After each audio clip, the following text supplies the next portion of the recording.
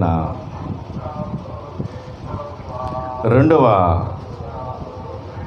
వాక్యాన్ని చూస్తే, నా ప్రార్థన ధూపం వలె నేను చేతులెత్తుట సాయంకాల నైవేద్యం వలె నీ దృష్టికి అంగీకారములగునుగాక. ఆమేన్. అదే కీర్తనల భాగం 90వ అధ్యాయము 12వ వచనం చూద్దాం. 90:12.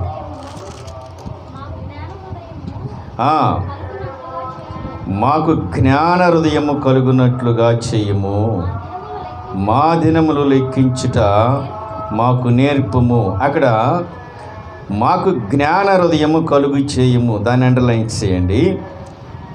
కింద మా దినములు లెక్కించుట మాకు నేర్పింపుము, దాన్ని అండర్లైన్ చేయండి. ఎఫెసీయులకు రాసిన పత్రిక 5వ అధ్యాయము 15వ వచనం, దినములు చెడ్డవి గనుక సమయమును పోనీయక సద్వినియోగం చేసుకొనుచు అజ్ఞానుల వలె కాక జ్ఞానుల వలె జాగ్రత్తగా చూసుకునడి. ఆమేన్. సమయమును పోనీయక, ఏం పోనీయక? సమయమును పోనీయక. మళ్ళీ కీర్తనాకారుడు ఏమంటున్నాడు? మా దినములు మాకు లెక్కించుట నేర్పించుము. ఎందుకు దినాలు లెక్కించాలంటే ఏం కావాలట? మాకు జ్ఞానము కావాలి అని కీర్తనాకారుడు మాట్లాడుతున్నాడు. ఆ 90వ వచనం, ఆ యొక్క చతుర్థ స్కంధమైన 90వ వచనం కింద ఈ కీర్తన రాసిన వారెవరు? దైవజనుడైన మోషే చేసిన ప్రార్థన. ఏ ప్రార్థన ఇది? దైవజనుడు మోషే చేసిన ప్రార్థన. అంటే ఈ కీర్తన చాలా పురాతనమైన కీర్తన అయినప్పటికీ దీంట్లో చాలా, ఇప్పటికీ కూడా ఈ కీర్తనలో చాలా అంశాలు ఉన్నాయి. మోషే దాదాపు ఎన్ని సంవత్సరాలు బ్రతికాడంటే 120 సంవత్సరాలు ఆయన జీవితకాలం. దాదాపు 80 సంవత్సరాలు ఆయన చదువుకున్నాడు. ఎన్ని సంవత్సరాలు? 80 సంవత్సరాలు చదువుకున్నాడు. ఒక రోజు కాదు, 2 రోజులు కాదు. 40 సంవత్సరములేమో ఫరో దగ్గర సకల విద్యలను నేర్చుకున్నాడు ఆయన. మిగతా 40 సంవత్సరాలు మిద్యాము పర్వతములో దేవుని దగ్గర 40 సంవత్సరములు చదువుకున్నాడు. ఇప్పుడు ఎన్ని సంవత్సరాలు చదువుకున్నాడు ఆయన? 80 సంవత్సరాలు చదువుకున్నాడు. 40 సంవత్సరములేమో ఇశ్రాయేలు ప్రజలను అరణ్యంలో నడిపించాడు. ఈయన మహాజ్ఞాని, సకల విద్యల్లో ప్రావీణ్యుడు. ఆయన ప్రావీణ్యత అంటే హీజ్ ఏ మాస్టర్. అన్ని పిహెచ్డీలు చేసిన వ్యక్తి ఎవరైనా ఉన్నారంటే ఆయనే.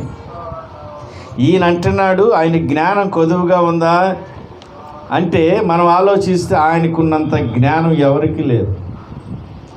అన్ని సంవత్సరములు చదువుకున్నాడు. ఈయన అంటున్నాడు, అయ్యా నాకు జ్ఞానం ప్రసాదించు, జ్ఞాన హృదయాన్ని కలుగు చేయి, మాకు జ్ఞాన హృదయాన్ని కలుగు చేయి. ఎందుకు జ్ఞానం కావాలి? ఈయనకి ఉన్న జ్ఞానం సరిపోదా అంటే, ఎందుకు ఈ జ్ఞానము? మా కింద మాట ఉంటుంది, మా దినములు లెక్కించుట మాకు నేర్పించుము. దినాలు, సమయాన్ని లెక్కించటానికి జ్ఞానం కావాలి మోషే గారికి. మన భౌతిక జీవితంలో చాలా లెక్కలు ఉంటాయి. ఎన్ని లెక్కలు ఉంటాయి? చాలా లెక్కలు వేస్తాం మనం. ఆ లెక్కల్లో ఆరితేరిపోయాం మనం. ఎన్నో లెక్కలు.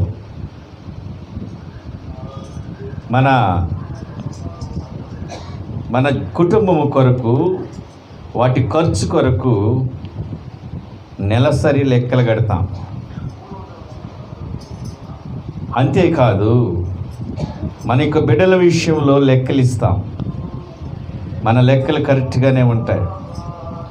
లెక్కలలో ఆరితేరిపోయాం. కానీ మనుష్యుడికి ఒక లెక్క రాదు. దానికి ఆ జ్ఞానం సరిపోదు. ఏంటి ఆ లెక్క? దినాలు లెక్కించుట. ఈ దినములు లెక్కించుట అనే లెక్క ఎవరికి రావట్లేదు.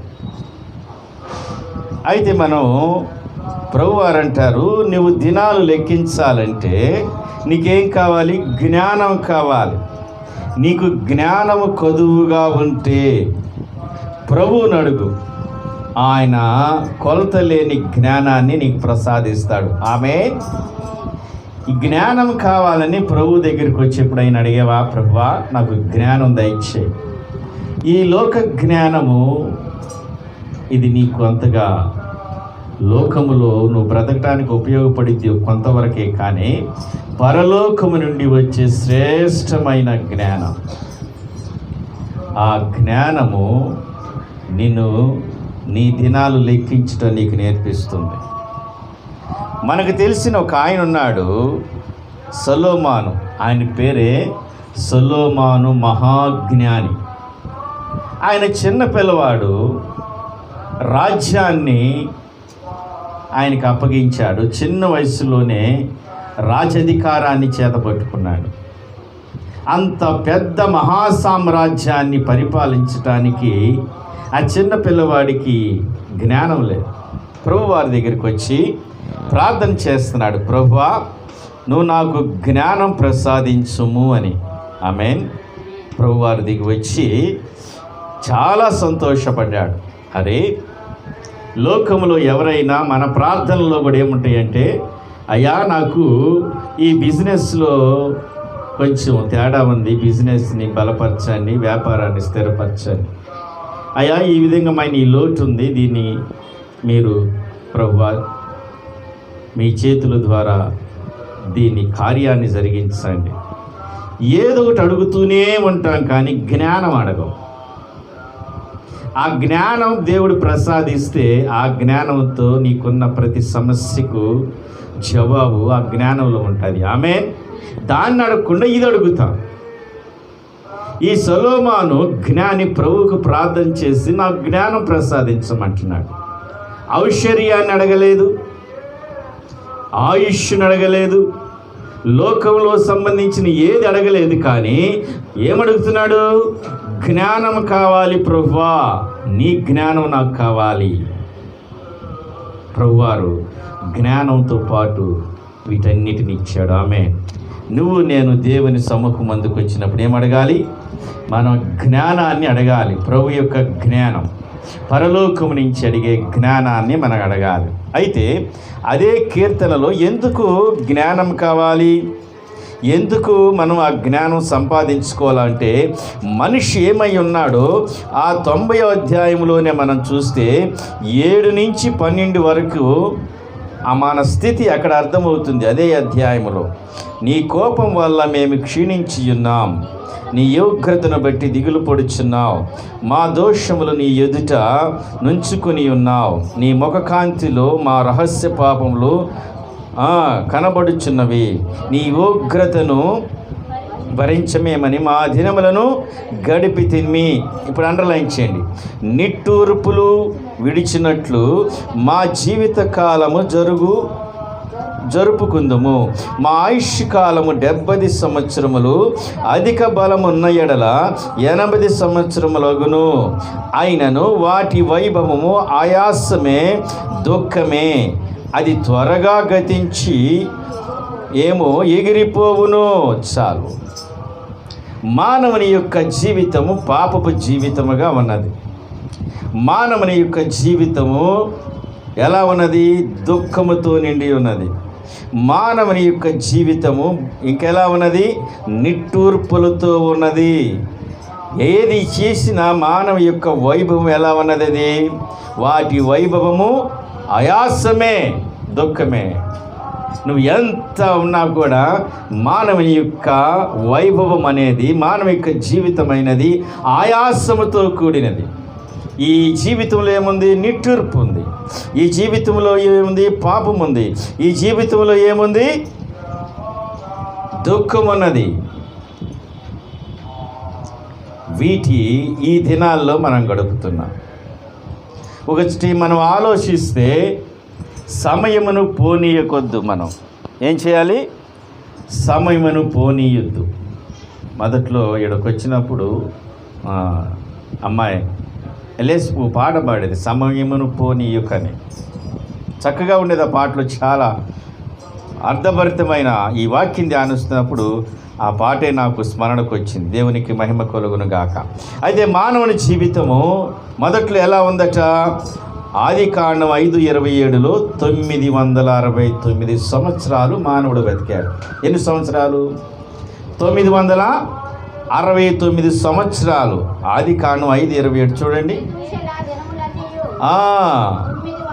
969 మొట్టమొదటిగా మానవుని యొక్క జీవితం యొక్క ఆయుష్ 969 సంవత్సరాలు చాలు. ఆ తర్వాత ఆ ఆయుష్ ఎలా దిగిపోయింది? అదే పక్క అధ్యాయానికి వస్తే, ఆదికాండం 6:3కు వస్తే, అప్పుడు యెహోవా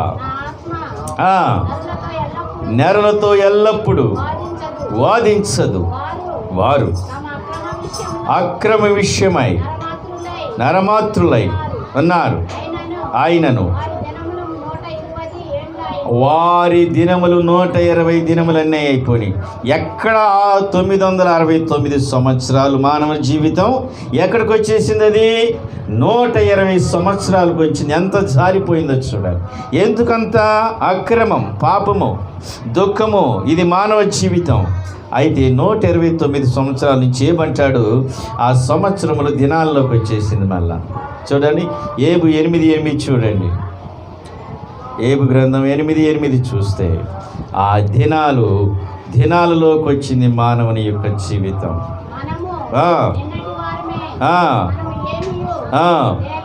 చేయలేదు అనలించండి.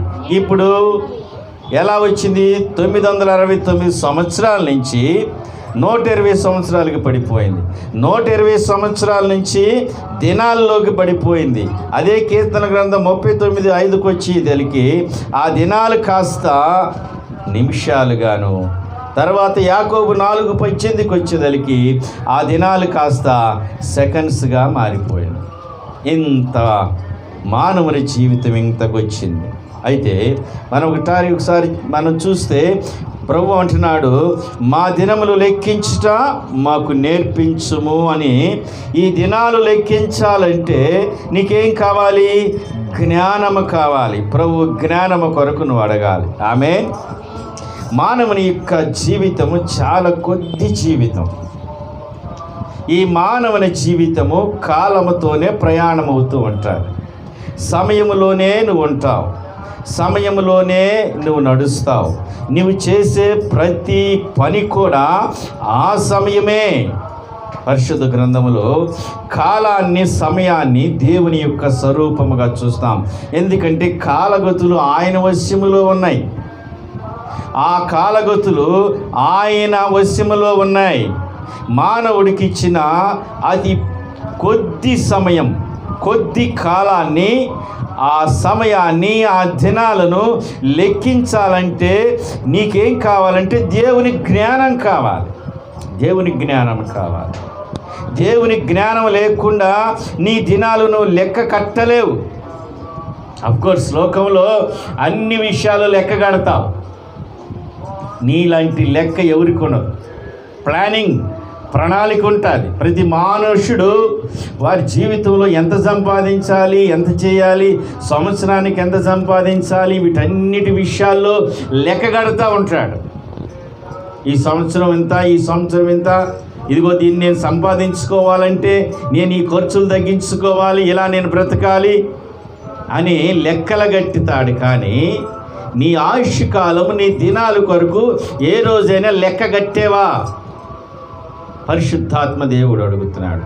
నీకన్నా గొప్ప జ్ఞాని అయిన మోషే గారు 120 సంవత్సరాలు ఆయన జీవించి 80 సంవత్సరాలు ఆయన జ్ఞానాన్ని సంపాదించాడు. అయినా కూడా నా జ్ఞానం సరిపోదు ప్రభువా, నీ జ్ఞానం నాకు కావాలని ప్రభువుని అడుగుతున్నాడు. ఎందుకయ్యా మోషే గారు నీకు జ్ఞానము?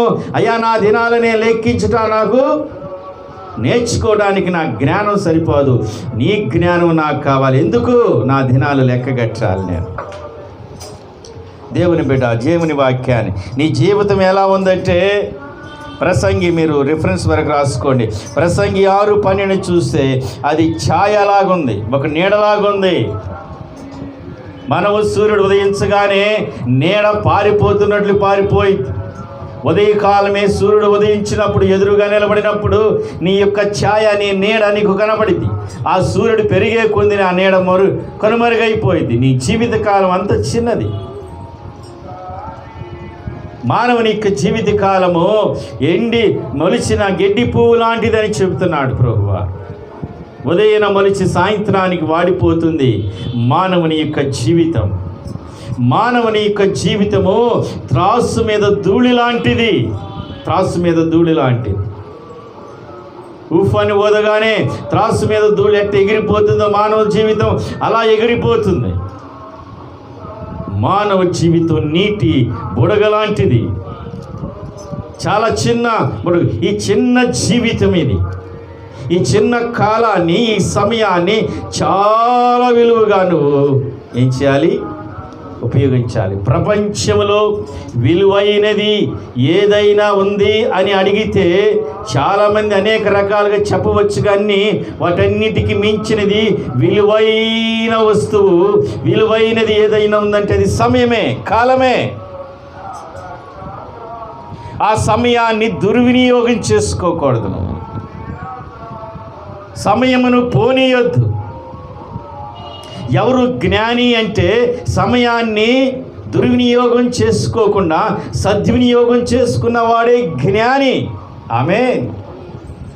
ఆ సమయాన్ని చాలా పరాకుగా వాడాలి. డబ్బులను పోయినా కూడా నువ్వు సంపాదించుకోవచ్చు, కానీ సమయము పోతే మటుకి నువ్వు సంపాదించుకోవడం నీకు కుదరదు. ఏ మనుష్యుడికి వల్ల కాదు, సమయాన్ని తిరిగి సంపాదించుకోలేడు. ఆ దేవుడిచ్చిన సమయాన్ని సద్వినియోగం చేసుకోవాలి. ఆ దినాలని లెక్కగట్టాలంటే దేవుని జ్ఞానము కావాలి. ఆమేన్, ఆమేన్. మీకు అర్థమవటానికి మానవుని యొక్క సంవత్సరములు 70 సంవత్సరములు, అధిక బలం ఉన్న 80 సంవత్సరములని పరిశుద్ధ గ్రంథం మాట్లాడుతుంది. ఈ 70 సంవత్సరాల వయసులో మానవుడు 50 సంవత్సరాలు అసలు నిష్ప్రయోజనముగా వాడుకుంటున్నాడు. దాదాపు నిద్రకి దాదాపు ఎన్ని సంవత్సరాలు? 28 సంవత్సరాలు నిద్రపోతున్నాడు. అదేవిధంగా ఆ నిద్రకంతా సోషల్ మీడియా నెట్వర్కు, అదే ముసలమ్మ ముచ్చట్ల కొరకు ఖర్చు చేసే సమయము 14 సంవత్సరాలు. ఎంత సమయం వేస్ట్ అవుతుందో మీరు చూడండి. అదేవిధంగా మీరు షాపింగ్ చేయటానికి, మీరు కొనటానికి దాదాపు 3.5 సంవత్సరం. మీరు భోజనం చేయడానికి దాదాపు 3 సంవత్సరాలు. ఇది నా లెక్క కాదు. ఇంటర్నెట్లో కొడితే మానవుని యొక్క సమయం ఎలా అర్థమవుతుందో వాడు ఒక షార్టే ఇచ్చాడు.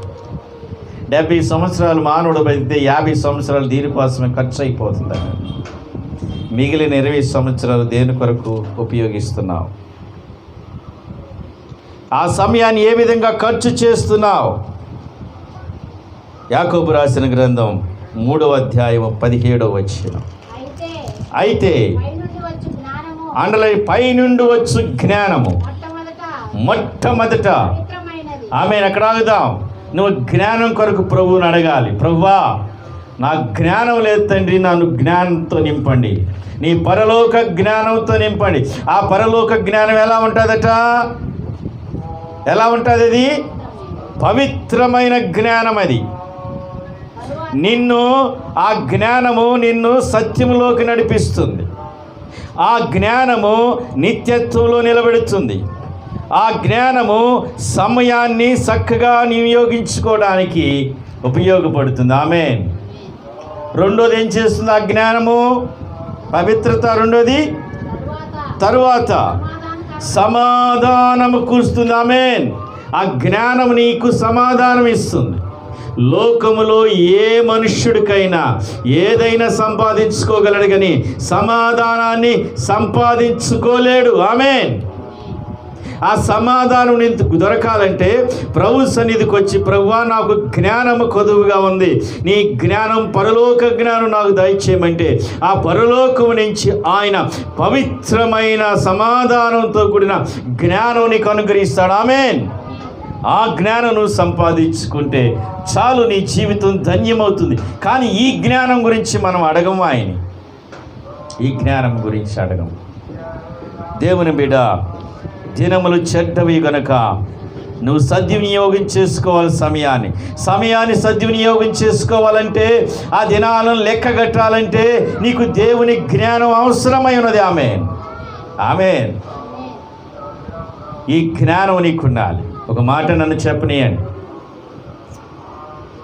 ఒకే తరగతిలో ఉన్నారు ఇద్దరు విద్యార్థులు. ఆ ఇద్దరు విద్యార్థులకు తండ్రులు ఒకే దృష్టితో ఫీజు కట్టారు. కానీ ఒకడేమో మంచిగా పాస్ అయ్యాడు, ఒకడు ఆర్డినరీగా పాస్ అయ్యాడు. ఒక 10 సంవత్సరాలు తిరిగేదలికి ఆ సమయము, ఆ 10వ తరగతి నుంచి దాదాపు 5 సంవత్సరాలు చాలా విలువైనవి విద్యార్థిని యొక్క స్థాయిలో.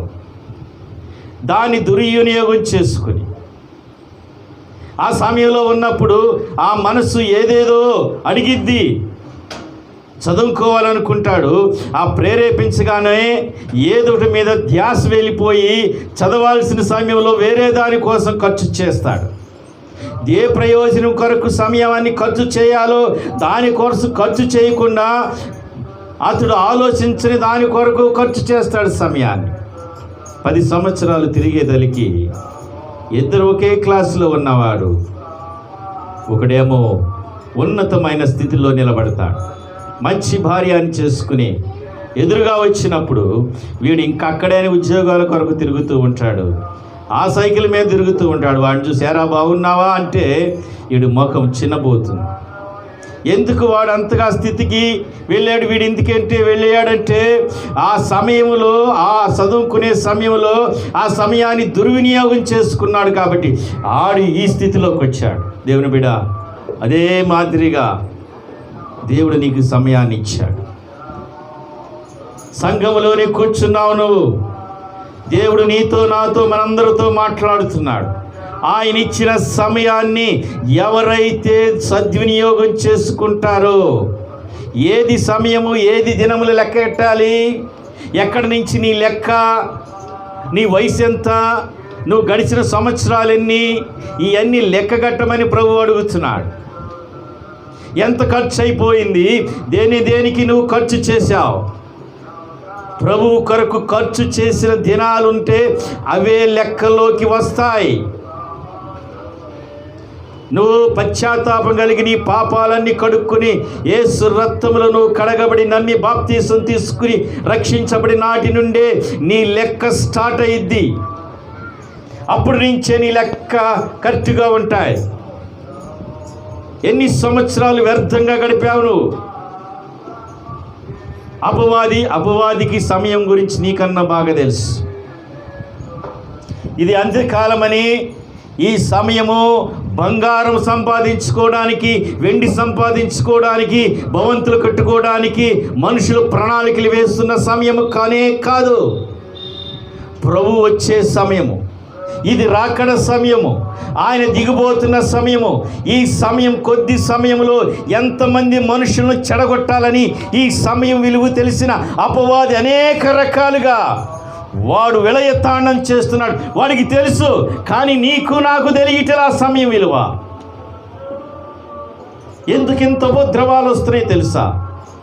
ఆస్ట్రేలియాలో చూస్తే అడవులు కాలిపోతూ ఉంటాయి, ఇటు చూస్తే ఆ రాజస్థాన్ మిడతల దండులు, ఎటు చూసిన భూకంపాలు, ఎటు చూసిన వరదలు, ఎటు చూసిన మానవుణ్ణి కలవరం చేసి ఈ దేవుని సమయాన్ని ఆ ఎక్కువ మనుషులు ఏం చూస్తున్నారో తెలుసా? వార్తల్లోని పెద్దలు ఉన్నారు కదా, ఈ పెద్దలు ఏం చేస్తున్నారు? ఎక్కువ వార్తల్లో గడిపేస్తున్నారు కొన్ని గంటలు. చాలామంది ఈ సోషల్ మీడియాలో గడిపేస్తున్నారు. చాలామంది వ్యర్థమైన వాటి మీద సమయం అంతా ఖర్చు చేస్తున్నాడు. నీకు ఇచ్చిన సమయాన్ని దుర్వినియోగం చేసుకుంటున్నావు దేవుని బిడ్డ. ఇప్పుడు నేను చెప్పిన ఆ ఉపమానంలో ఇద్దరికి తండ్రి సమానంగానే ఫీజు కట్టాడు. ఇద్దరు ఒకే పాఠశాలకు వెళ్ళారు. ఇద్దరు ఒకేలాగా బోధించబడ్డారు గురువు గారు. కానీ ఒకడు ఉన్నత స్థాయికి వెళ్ళాడు, ఒకడు అధోగాతంకి వెళ్ళాడు. దేవుని వాక్యం వింటున్నా నువ్వు నేను కూడా దేవుడు నీకు ఇచ్చిన సమయాన్ని నువ్వు వ్యర్థంగా చేసుకుంటే ఒకరోజు ఆ కటికి చీకడైన నరకాగ్నిలోకి వెళ్ళబడుతుందేమో. నరకం గురించి మీకు అసలు తెలుసా ఎలా ఉంటుందో? నరకంలో నదులు ఉంటాయి. ఆ నదులు ఎలా ఉంటాయి? దుర్గంధభరితముగా ఉంటాయి. నెత్తురు, చీము, ఆ వెంట్రుకలు, ఆ భయంకరమైన దుర్వాసన కలిగిన ఆ ప్రవాహము దాంట్లో నిన్ను నెట్టివేయబడతావు. ఎవరైతే దేవుడిచ్చిన సమయాన్ని సద్వినియోగం చేసుకుంటాడో, సుగంధభరితమైన గాలులు వీసే ఆ ప్రశాంతమైన ఆ దివ్యమైన కాంతి కలిగిన ఆ పరలోకపు రాజ్యలో, ఆ బంగారపు వీధులు, ఆ దేవుని సముఖమందు దుఃఖము లేని, బాధ లేని ఆ విలువైన ఆ పరలోకములో నువ్వు ఉందువుగాక. ఎప్పుడు? ఆ దినములు లెక్కించే జ్ఞానం నీకున్నప్పుడు. ఆమేన్. ఏం పోయింది? ఎన్నిసార్లు వింటున్నావులే. నిన్న మా బ్రదర్ చెబుతున్నాడు, అరే నిన్నేనే ఎదురొచ్చాడు రా ఈతరులో ఒక ఆయనంట. నిన్నే ఉదయాన్ని ఎదురొచ్చాడంట టిఫిన్ కట్టించుకుని. సాయంత్రానికి లేడురా ఆయన. అంత ఆరోగ్యంగానే ఉన్నాడు, అంత బాగానే ఉన్నాడు. ఏది లేదెందుకు మరణించాడు? ఎదురొచ్చిన బిడ్డ మళ్ళీ ఎదురొస్తాడో రాడో తెలియదు. అలాంటి సమయంలో నువ్వు నేనున్నావు. రాకడ సమయంలో ఉన్నావు, దేవుడు వచ్చే సమయంలో ఉన్నావు. ఇంకా మానవుడు ఏం చేస్తున్నాడంటే బంగారము, వెండి, ధనము, ఈ లోకపు తుచ్చమైన అశాశ్వతమైన వాటి కొరకు ప్రయాసపడి వానికి ఇచ్చిన సమయమంతా ఖర్చు చేస్తున్నాడు. దేవుని బిడ్డ, ఆ జ్ఞానము నీకు కావాలి. ఆమేన్. ఆ సమయం ఎందుకో తెలుసా? దేవుని వాక్యములో చూస్తే ప్రకటన గ్రంథం 1:3 చూద్దాం. ప్రకటన 1:3. అతడు అందరు తీయండి. ప్రకటన గ్రంథం 1:3.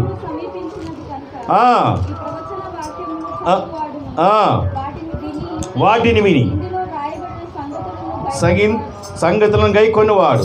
ఆమేన్. మళ్ళా నేను చదువుతా చూడండి.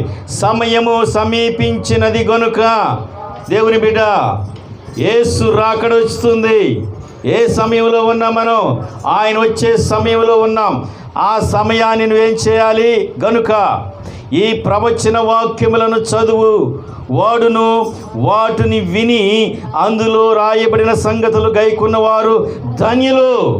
దేవుని బిడ్డ, సమయము నీ దినాలు లెక్కించాలంటే మానవుని యొక్క దినాలు సంవత్సరాలు, వేల సంవత్సరాల నుంచి 120 సంవత్సరాలకి, 120 సంవత్సరాల నుంచి 70-80 సంవత్సరాలకి, 70-80 సంవత్సరాల నుంచి దినాలలో నుంచి నిమిషాల్లోకి, నిమిషాల నుంచి సెకండ్స్లోకి వచ్చింది. మానవుని యొక్క ప్రాణం సెకండ్లో మాయమవుతుంది. దేవుని బిడ్డ, అంత చిన్న జీవితము నువ్వు ఎలా ఖర్చు చేయమన్నాడు ప్రభువారు? దేవుని వాక్యాన్ని ఏం చేయాలంట? ప్రవచన వాక్యములను చదువువాడు. పరిశుద్ధ గ్రంథం చదువుతున్నావా? పరిశుద్ధ గ్రంథం ఉదయాన్నే లేచి ఆయన పరిశుద్ధ గ్రంథం ఏం చేయాలి? మనము చదవాలి. ప్రతిరోజు నేను చెప్పాను, పరిశుద్ధ గ్రంథాన్ని కంప్లీట్గా చదవాలి. ఈ లోకంలో నిన్ను నడిపించేది, ఈ లోకంలో నీకు వెలిగిచ్చేది, నిన్ను ఆదరించేది, నీ యొక్క ప్రతి ప్రశ్నకు జవాబు ఇచ్చేది, నీకు ధైర్యపరిచేది, నిన్ను నిత్య జీవానికి తీసుకెళ్లేది దేవుని మాట అయిన పరిశుద్ధ గ్రంథాన్ని నిత్యం నువ్వు పారాయణం చేయాలి. ఆమేన్. రోజుకు 3 అధ్యాయాలు, ఆదివారం 5 అధ్యాయాలు చదివితే సంవత్సరంలో పరిశుద్ధ గ్రంథం కంప్లీట్ అయింది. ఒక నిర్ణయం తీసుకో. సమయంలో ఉన్నాం, సమయము దగ్గరగా వచ్చింది. ప్రభు వచ్చే రాకడ వస్తుంది కాబట్టి ప్రభు అంటున్నాడు, సమయం వచ్చింది కాబట్టి ఈ ప్రవచన వాక్యాలు చదువువాడును. చదువుతున్నావా? ఎక్కడ నీ సమయాన్ని వ్యర్థంగా ఖర్చు చేస్తున్నావు?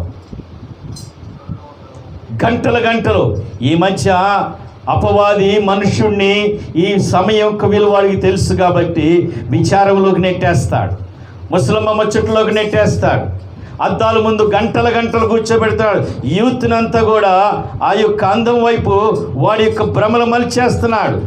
ఆ 2-3 గంటల అద్దం దగ్గర ఉండే బదులు ఒక అరగంట దేవుని వాక్యాన్ని చదవాలి.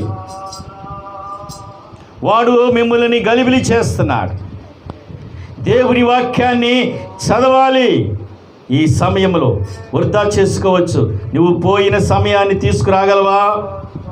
డబ్బు పోయిన ఒక ఆయన అంటాడు, డబ్బు అయినా ఖర్చు చేస్తా కానీ నా సమయాన్ని మటుకు నేను చాలా బహు జాగ్రత్తగా ఖర్చు చేస్తానంటున్నాడు. దేవుని బిడ్డ, ఆ సమయాన్ని ఎలా వాడుతున్నావు? ప్రతి క్షణము దేవుడు నీకు ఇచ్చాడు. ఉదయాన్నే లేవగానే నీ అకౌంట్లో 24,000 రూపాయలు, దాటికంటే మించి 24 కోట్లు, దాన్ని లెక్కగడడానికి లేదు. అన్ని విలువైన గంటలు నీ అకౌంట్లో ఆయన డిపాజిట్ చేశాడు. నీకు డిపాజిట్ చేసిన ఆ సమయాన్ని ఎలా ఖర్చు చేస్తున్నావు? ఎవరైనా ఏదైనా ఇవ్వచ్చు నీకు. 1,00,000 రూపాయలు ఇచ్చి ఎవరైనా నా ప్రాణం పోతుంది, ఒక పావు గంట ఆపమనేవారు 10 నిమిషాలు, ఆఖరికి 1 నిమిషం ఆపగలిగిన సత్తా సామర్థ్యము మానవ జ్ఞానానికి ఉందా? మనుష్యుడికి ఉందా? లేనే లేదు. ఆ సమయాన్ని నువ్వు విలువ పెట్టి కొనలేవు, దానికి విలువ కట్టలేవు. ఆ విలువ కట్టలేని శ్రేష్టమైన సమయాన్ని ఉదయాన్నే లేకనే నీ అకౌంట్లో 24 గంటలు ప్రభు ఇస్తున్నాడు. దానికి కృతజ్ఞత కలిగి ఉన్నావా? దేవుని బిడ్డ, జ్ఞాపకం చేసుకో. వ్యర్థంగా ఖర్చు చేస్తున్నావా? ఇక్కడ మోషే ఆయన 80 సంవత్సరాలు 40 సంవత్సరాలు మా ఫరో దగ్గర సకల విద్యలు నేర్చుకున్నాడు. మహాజ్ఞాని, సకల విద్యల్లో నేర్పరి. 40 సంవత్సరాలు దేవుని యొక్క విశ్వవిద్యాలయమైనబడే మిద్యాను పర్వతం మీద ఆయన దేవుని దగ్గర పట్టబందుకున్న ఆ జ్ఞాని, అయ్యా నా జ్ఞానం సరిపోదు, నీ జ్ఞానం కావాలి. ఈ జ్ఞానం ఎందుకో తెలుసా? నా దినాలు నేను లెక్క కట్టాలి ప్రభువా, దాని కొరకు నాకు జ్ఞానం కావాలంటున్నాడు ఆయన. ఎంత సమయం నువ్వు వ్యర్థంగా వేస్ట్ చేస్తున్నావు? నిత్యము స్మరిస్తున్నావా? మరొక మాట అంటున్నాడు, వాక్యము చదవటమే కాదండి, ఇంకా ప్రభు అంటున్నాడు వాటిని విని, దేవుని వాక్యాన్ని రోజు వింటున్నావా? ప్రసంగాలు వినకపోయినా దేవుని సన్నిధికి వచ్చి దేవుడు మాట్లాడకుండా పరిశుద్ధాత్మ దేవుడు మాట్లాడుతుండగా నువ్వు వింటున్నావా? దేవుని బిడ్డ, ఈ గ్రహింపు నీకు కావాలి. ఈ సమయం లెక్కగట్టాలి. ప్రతి గడియ, ప్రతి సెకండ్కి పరలోకములో ఉన్న ప్రధాన న్యాయమూర్తి నేను లెక్క అడుగుతాడు. ఆ లెక్క అడిగినప్పుడు నీ యొక్క ఆన్సర్ ఏంటి? ఇంత సమయాన్ని నీకు ఇచ్చాడే, ఇంత విలువైన సమయం ఇచ్చాడే, అట్లీస్ట్ 24 గంటల్లో 1 హాఫ్ అన్ అవర్ అయినా ప్రభుకి ఇస్తున్నావా? జ్ఞాపకం చేసుకో. మళ్ళా వాక్యం చదవాలి, వాక్యం వినాలి. రెండో మాట ఏంటో తెలుసా? 2 రాజుల గ్రంథం 3:20, 1 రాజుల గ్రంథం 18:36లో ఒక మాట ఉంటుంది. మీరు డిఫరెన్స్ రాసుకోండి. అక్కడ ఏలియా ఉన్నాడు. ఏలియా అక్కడ పెద్ద సవాల్ విసురుతాడు. సవాలు విసిరి ఆయన చేతులెత్తి ప్రార్థన చేసినప్పుడు పరలోకము నుంచి అగ్ని దిగి వస్తుంది. ఆమేన్. దేవుని బిడ్డలారా, పరిశుద్ధ గ్రంథంలో ప్రభు అంటాడు, పురుషులారా మీ పరిశుద్ధమైన చేతులెత్తి ప్రార్థన చేయండి. ఈ సమయాన్ని వాక్యం చదవడానికి, వాక్యం వినడానికి మరొక మాట ఏంటో తెలుసా? ప్రార్థన చేయటానికి ఖర్చు చేయాలి. నీ వ్యక్తిగత ప్రార్థన ఎంత? నీ చేతులెత్తి నువ్వు బిడ్డల కొరకు, నీ కుటుంబం కొరకు, నీకు ఇచ్చిన రక్షణ కొరకు, నీ యవ్వన బిడ్డల కొరకు ప్రార్థన చేస్తున్నావా? ప్రభువా, నా బిడ్డల సమయం దొంగిలించకుండా సాతాను ఆ సమయాన్ని సద్వినియోగం పరిచే ఆ జ్ఞానం వాళ్ళకు అనుగ్రహించండి ప్రభువా. ఏ సమయం వ్యర్థం కాకూడదు ప్రభువా. నా బిడ్డలకు నువ్వు అనుగ్రహించిన ఆ శ్రేష్టమైన సమయము నీ ఖర్చు కావాలి ప్రభువా. నా బిడ్డల సమయాన్ని అపవాది దొంగిలించకూడదు. ఆ సమయంలో నిన్ను ఆరాధించాలి, నీ వైపు తిరగాలని బిడ్డల కొరకు ప్రార్థన చేస్తున్నావా? బిడ్డలతో కలిపి జోకులు వేస్తూ, బిడ్డలతో కలిపి ఎంటర్టైన్మెంట్ చేస్తూ నీకు ఇచ్చిన సమయాన్ని వ్యర్థం చేస్తే దేవుని బిడ్డ తిరిగి సంపాదించుకోలేవు. ఒకరోజు ఆ కటికి చీకటైన నరకానికి వెళ్ళాల్సి వచ్చిందేమో. ఆ సమయము అంత విలువైనది. ఆయన చేతులెత్తి ప్రార్థన చేయగా ఆ సమయాన్ని ప్రార్థన కొరకు ఖర్చు చేయాలి. దేవునిచ్చిన సమయాన్ని వాక్యం వినడానికి ఖర్చు చేయాలి. దేవునిచ్చిన సమయాన్ని దేవుని వాక్యం చదవడానికి కొంత సమయం దశాంశం అనేవాళ్ళు కదా ప్రభు వారికి.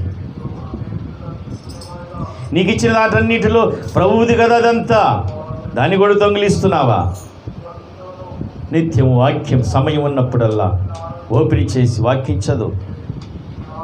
వాక్యం విను. చదవలేకపోతే నీ రెండు చేతులు ఎత్తి ఆకాశమున్న దేవుని వైపు చూసి నీ బిడ్డల కొరకు ప్రార్థన చేయి.